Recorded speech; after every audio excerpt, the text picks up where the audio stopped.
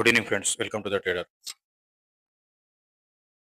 30 September వల్ల Nifty 24 points నెగిటివ్లో close అయింది. Opening నుంచి ఒక 100 పాయింట్ దగ్గర ఫాల్ అయిన తర్వాత ఒక 60-70 పాయింట్స్ మధ్యలోనే మార్కెట్ అక్కడక్కడే ఉండి యాజ్ యూజువల్గా ఎలా మంత్లీ ఎక్స్పైరీ ఎలా అయితే ఉంటుందో అదే రకంగా సైడ్ వేస్లో ఉండి క్లోజ్ అయిపోయింది. రేపు ఏ విధంగా ఉండడానికి అవకాశం ఉందో చూద్దాం.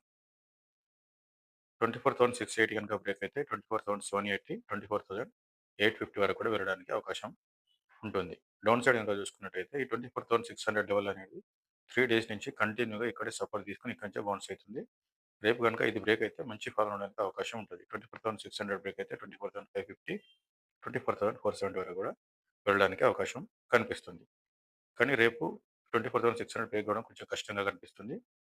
రేపు డైరెక్ట్ 24,680, 700 అబోనే గ్యాప్ అప్ ఓపెన్ కావడానికి ఎక్కువ అవకాశం కనిపిస్తుంది. 24,700 అబో కనుక గ్యాప్ అప్ ఓపెన్ అయినా కానీ ఇక్కడ 680 దగ్గర సపోర్ట్ తీసుకొని అక్కడి నుంచి బుల్లిష్గా ఉండడానికి అవకాశం కనిపిస్తుంది. రేపు మార్కెట్ కొద్దిగా గ్యాప్ పై అక్కడి నుంచి కొద్దిగా బుల్లిష్గా ఉండడానికి అవకాశం ఎక్కువ కనిపిస్తుంది.